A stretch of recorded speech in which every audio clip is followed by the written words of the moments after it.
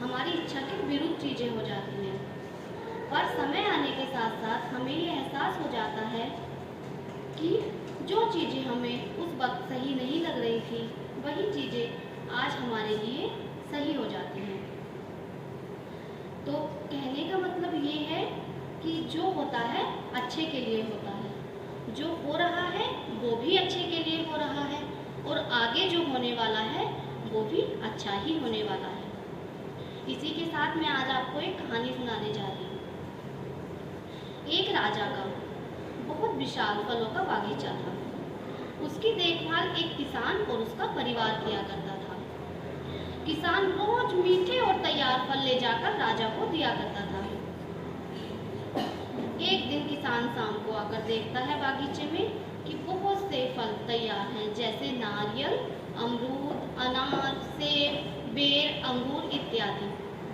वो सोच में पड़ जाता है कि राजा को कौन से फल ले जाकर दे, और पता नहीं उसके मन में क्या आता है। वो अंगूर का टोकरा भरता है और राजा के लिए लेकर महल की ओर चला जाता है। रास्ते भर विचार करता रहता है कि केवल अंगूर लिए थोड़े संतरे, अमरूद, नारियल, सेब इत्यादि ले जाता तो कितना अच्छा होता। सोचते सोचते वह महल के निकट आ जाता है और फलों से भरा टोकरा राजा के सामने रख देता है और थोड़ी दूर जाकर बैठ जाता है। वहीं राजा दूसरी ओर पता नहीं किस ख्यालों में खोए हुए थे, शायद किसी बात से नाराज या परेशान थे। उन्होंने टोकरे से अंगूर निकालकर एक खाया और दूसरा निशाना लगाकर किसान के मारा। किसान को जैसे ही अंगूर उसके माथे या कहीं शरीर पर लगता तो किसान के मुंह से आवाज आती, ईश्वर बड़ा ही दयालु है। राजा फिर एक अंगूर निकालता और किसान को दे मारता।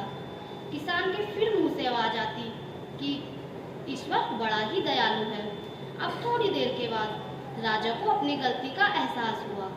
राजा ने सोचा कि मैं इसके साथ कितना बुरा व्यवहार कर रहा हूँ और बदले में प्रत्युत्तर क्या आ रहा है।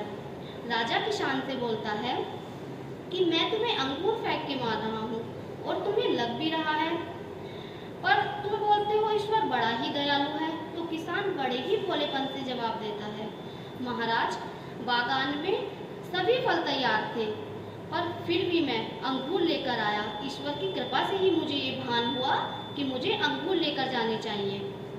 मैं इत्यादि फल भी आपके लिए लेकर आ सकता था, पर अगर इसी तरह आप मुझे वो फल फेंक के मारते तो महाराज मेरा क्या हाल होता। इसीलिए सच में महाराज ईश्वर बड़ा ही दयालु है।